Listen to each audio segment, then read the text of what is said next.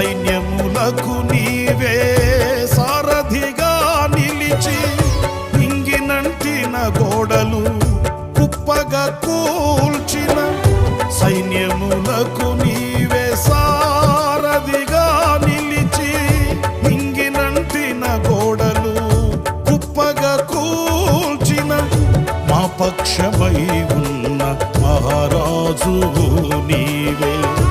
నీకు సాధ్యము కానిది